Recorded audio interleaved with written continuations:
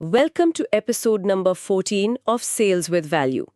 क्या कभी किसी ने इस बात पर गौर किया है कि एक दुकानदार किसी सेल्समैन को अपनी दुकान की सीढ़ियां चढ़ते देखकर ही मतलब बस कुछ ही सेकंड्स में ये कैसे तय कर लेता है कि वो माल खरीदेगा या नहीं?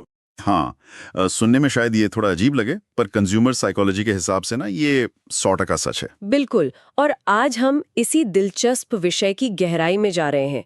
हमारे पास जो फील्ड नोट्स और रिसर्च है ना, जो एफएमसीजी यानी फास्ट मूविंग कंज्यूमर गुड्स जैसे हमारे रोजमर्रा के स्नैक्स, साबुन या बिस्किट की सेल्स पर आधारित है, उसका पूरा फोकस इसी बात पर है कि सेल्स सिर्फ एक्सेल शीट के टारगेट्स का गेम नहीं है। एकदम सही कहा आपने। इसके पीछे ना बहुत ही पावरफुल ह्यूमन साइकोलॉजी काम कर रही है, और आज के वक्त में इसे समझना सबसे ज्यादा जरूरी है। हम सब बस नंबर्स के पीछे भागते रहते हैं, लेकिन असल कहानी तो दुकान में एंट्री करते ही शुरू हो जाती है। राइट, मतलब सारा फोकस सिर्फ प्रोडक्ट की पिच पर नहीं होना चाहिए। बिल्कुल नहीं। रिसर्च बताती है कि आपका जो पहला इंप्रेशन है ना, वही तय कर देता है कि सामने वाला इंसान मानसिक रूप से आपकी बात सुनने के लिए तैयार है भी या नहीं। अगर मैं इसे थोड़ा आम जिंदगी से जोड़कर देखूं, तो ये बिल्कुल वैसा ही है ना, जैसे हमारे घर में कोई मेहमान आता है। हाँ, बिल्कुल सटीक एनालॉजी है। मतलब कुछ लोगों को देखकर हम अंदर से एकदम खुश हो जाते हैं कि अरे वाह, चलो अच्छा हुआ ये आ गए। और कुछ को देखकर अंदर ही अंदर लगता है कि यार अभी अपना कौन से नया सिरदर्द लेके आ गए। एग्जैक्टली यही होता है। अब जरा इसी बात को उस दुकानदार की जगह खड़े होकर सोचिए। वो बेचारा इंसान सुबह से अपने गल्ले पर बैठा है, कस्टमर की 10 तरह की शिकायतें आ रही हैं, मार्केट का उधार फंसा है, मार्जिन लगातार कम हो रहे हैं। तो इस पूरे कॉग्निटिव लोड या कह लें इस भारी मानसिक तनाव के बीच जब एक सेल्समैन दुकान में कदम रखता है ना, तो वो उस दुकानदार के लिए एक राहत की सांस होता है या फिर एक नया सिरदर्द। ये तो बहुत ही वैलिड पॉइंट है ना? सारा खेल बस इसी बात का है, और इसीलिए हर फील्ड प्रोफेशनल को खुद से एकदम शांति से एक बहुत गहरा सवाल पूछना चाहिए। दुकानदार के मन में आपकी कैसी इमेज है? दुकानदार के मन में आपकी कैसी इमेज है, ये सवाल तो सीधा हिट करता है। लेकिन देखिए, यहाँ पर ना एक ग्राउंड रियलिटी भी है। हाँ, बताइए। अगर हम एफएमसीजी सेक्टर की बात करें, जहां मार्जिन लगभग ना के बराबर होते हैं, हाँ। और एक दिन में आपको 40-50 दुकानें कवर करनी होती हैं, बिल्कुल। प्रेशर तो रहता ही है बहुत। तो वहां अगर मान लीजिए पिछला माल खराब निकल गया या डिलीवरी लेट हो गई, तो एक सेल्समैन के पास इतना वक्त कहाँ होता है कि वो वहीं रुककर समस्या सुलझाएं? इतने भयानक प्रेशर में तो सच कहूं तो कोई बहाना बनाकर वहां से निकल लेना ही सबसे लॉजिकल और आसान रास्ता लगता है। लॉजिकल तो लगता है, मैं मानता हूं, पर यहीं पर एक आम इंसान और एक बेहतरीन प्रोफेशनल का फर्क सामने आता है। भागने से ना वो रिश्ता उसी वक्त कमजोर हो जाता है। अच्छा। तो ऐसे में अप्रोच क्या होनी चाहिए? बिहेवियरल साइंस में एक बहुत ही दिलचस्प कॉन्सेप्ट है, सर्विस रिकवरी पैराडॉक्स।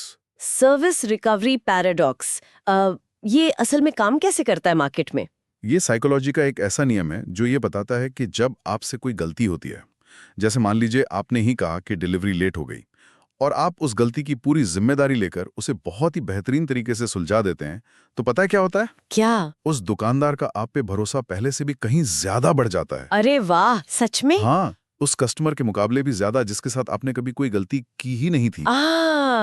क्योंकि जब आप मुश्किल वक्त में डटे रहते हैं ना, तो सामने वाले के दिमाग में आपके प्रति एक गहरी सुरक्षा की भावना आ जाती है। हाँ। इसीलिए मैं हमेशा कहता हूं कि बहाना ट्रस्ट घटाता है, सोल्यूशन ट्रस्ट बढ़ाता है। बहाना ट्रस्ट घटाता है, सॉल्यूशन ट्रस्ट बढ़ाता है। बहुत ही पावरफुल बात कही आपने। मतलब जब कोई प्रॉब्लम आती है तो वो असल में लॉयल्टी बनाने का एक बहुत बड़ा मौका होती है एक तरह से। एकदम सही समझे आप। तो अगर हम इस सर्विस रिकवरी पैराडॉक्स को रोजमर्रा की सेल्स से जोड़ें, तो इसका सीधा सा मतलब ये हुआ कि हम मार्केट में असल में सिर्फ कोई स्नैक्स का पैकेट या कोई डिब्बा नहीं बेच रहे हैं। बिल्कुल भी नहीं। स्नैक्स का पैकेट या कोई भी प्रोडक्ट तो कंपनी आपको बनाकर दे ही देगी, उसकी क्वालिटी भी कंपनी के ही हाथ में है। सही बात है। लेकिन उस शोर शराबे वाले काउंटर पर ना, आपकी असली ताकत आपका अपना व्यवहार है, आपकी नीयत और आपकी विश्वसनीयता है। आप वहां सिर्फ एक सप्लायर की तरह नहीं, बल्कि एक प्रॉब्लम सॉल्वर के रूप में खड़े होते हैं। तो हम ये कह सकते हैं कि प्रोडक्ट तो बस एक जरिया है असली ह्यूमन कनेक्शन बनाने का। 100%। अगर इन सभी रिसर्च पेपर्स और हमारे इतने सालों के फील्ड अनुभवों का पूरा निचोड़ एक लाइन में निकाला जाए ना, तो वो बस यही है कि सेल्स का असली खेल प्रोडक्ट का कम, इमेज और ट्रस्ट का ज्यादा है। सेल्स का असली खेल प्रोडक्ट का कम, इमेज और ट्रस्ट का ज्यादा है। आज के इस इन डेप्थ एनालिसिस से ये बात बिल्कुल शीशे की तरह साफ हो जाती है। बिल्कुल। अब इस चर्चा को खत्म करने से पहले मुझे लगता है एक नए नजरिए पे गौर करना बेहद जरूरी है। हाँ, वो क्या है? आज के समय में ऑटोमेशन और B2B एप्स बहुत तेजी से मार्केट में आ रहे हैं। कई दुकानदार तो अपना ऑर्डर अब सीधे स्मार्टफोन से ही लगाने लगे हैं। हाँ, ये ट्रेंड तो काफी बढ़ गया आजकल।